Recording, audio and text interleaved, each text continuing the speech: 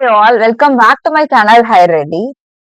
So in this video, we are going to see about a chart called Plotly. Specifically, we are going to see about a Python library that is highly used in industry for creating visualizations and creating interactive dashboards. Let's get started. So the first thing that I'm doing is I'm importing the visualization libraries, Plotly.express, Plotly.graph objects, and cbound library into my coding environment. Then my pandas library. Then finally, I'm importing my data set into my coding environment for doing the analysis. Then I'm giving df.head for seeing my first spirals. Followed by that, I'm creating my first chart. It is going to be 3D scatter plot. So for creating this chart, what is the coding that I'm going to use is this one. So why I need this chart specifically? It's why I need this chart when I compare to another charts is because I do have so many charts, right? If I want my chart in 3D and I want my chart to be interactive, specifically I want three numerical features to be compared using a graph. Then I'll be using 3D scatter plot. Let's see how to create this. First, I'm giving figures equal to px.scatter 3D for creating this chart. Then I'm giving df for using that data, that bill data, the tips data set that we imported into our coding environment, right? So I'm giving x equal to total bill, y is equal to tip, z is equal to size. These are the three columns that we are going to compare. These are the three features that we are going to compare. And color is equal to day because day wise the color should be changed. So in this data we specifically have 4 days: Sunday, Saturday, Thursday, and Friday. So based on the day, color should be different, so I can analyze and understand. For title, I am fixing my title, I can customize it. So I'm giving 3D feature interaction as my title. When I give figure.show, this chart will be shown. So see, based on day wise, the colors are different. I can move this chart, I can hover over this chart. So when I hover over this chart, the values will be shown like this. So that is why specifically I need Plotly when I do have so many charts. So that's how it is very interactive. The next chart that I'm going to create is interactive heat map. So we have already seen heat map, right? What is specific about this interactive heat map? So this kind of heat map is specifically used when I want to understand the relationship between features and target. But the one special thing about this chart is when I hover over this, I can clearly see something, right? So this value means what? So what features are compared here? What relationship is shown here? When I hover over this, I can clearly see, right? So it is quite interactive. So that is special about this interactive heat map. How to create that? The first thing that I'm doing is when I'm giving correlationship is equal to df.correlation, numeric only is equal to true. Because I should consider only numerical values. Then I'm giving correlation. So this chart will be created. When I'm giving text automatic is equal to true. Finally, I'm giving title is equal to interactive correlation heat map. So this title could be fixed, interactive correlation heat map. And finally, I'm giving figure.show to create this heat map. This is specifically created to understand the relationship between features and target. So by understanding it, the feature that I need could be kept and the feature that I do not want could be dropped. That simple it is. The third chart that I'm going to create is animated chart. So this is specifically a chart which I'll be creating for understanding the business. So if my goal is to understand how business is working, how the values are changed based on this particular values. In that scenario, I need to use animated scatter plot. So specifically, if I want to understand the relationship between variables across changing frames, that is when I need to use this animated scatter plot. So the purpose is specifically, I need to understand and observe the changes in relationships step by step. So why I need this specifically, this chart is, it adds time, sequence, stage-based movement. So it makes changes easy to understand visually. So it becomes more engaging than statistic charts. So now let's see how this coding part works.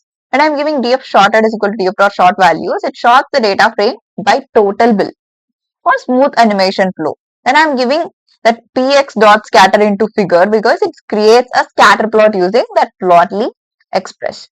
Then I'm giving df shorter. I'm calling that values, that shorter data as input values. Then I'm specifying that x-axis to total bill amount. For y, I'm giving the tip amount. I'm fixing this y-axis for tip amount column. Then I'm fixing that animation frame is equal to size. It creates animation frames based on the group size. I'm giving color equal to day because color points by day for easy comparison. And finally, I'm fixing the title. It has a meaningful chart title, right? It is completely customizable. And finally, when I give figure.show, it will be creating my beautiful this chart, animated scatter plot. The scatter plot is quite animated because it compares the statistic scatter. It explains me animation versus facet charts. It helps you convert this into a dashboard. So that is special about this chart. See how it looks when I move the values like this. It will be showing me scatters. So that is why it is called as animated scatter plot.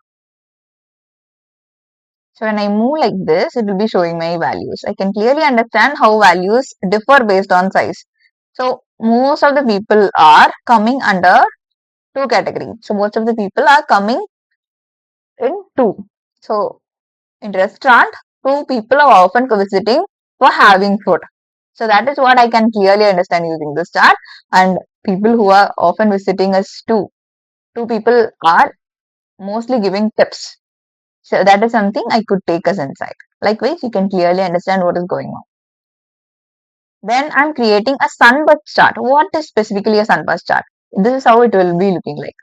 When I specifically want to understand the importance of every features by hierarchy, by high priority. Likewise, if I want to understand in that scenario, level wise comparison, in that scenario, I'll be using the sunburst chart. So see, it is already looking like a sunburst.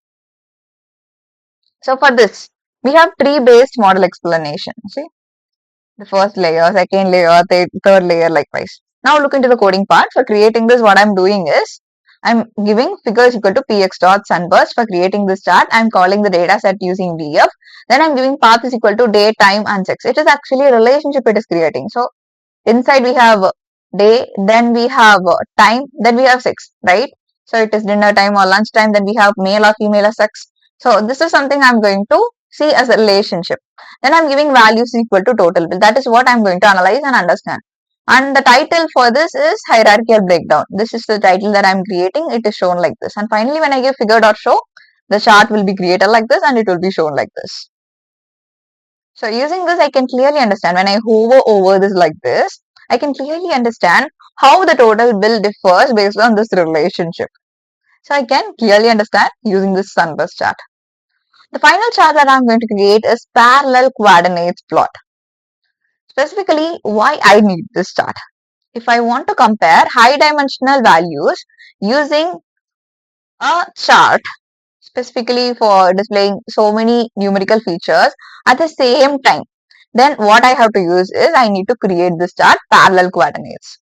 So if I want to compare the features for making model decisions and understanding that and figuring out what is going on, that is how analysis work, right? So for doing that decision analysis and all, then for hyperparameter tuning, so it is a part of machine learning we'll be learning in future. So it is like understanding the features relationship and understanding how it actually makes changes.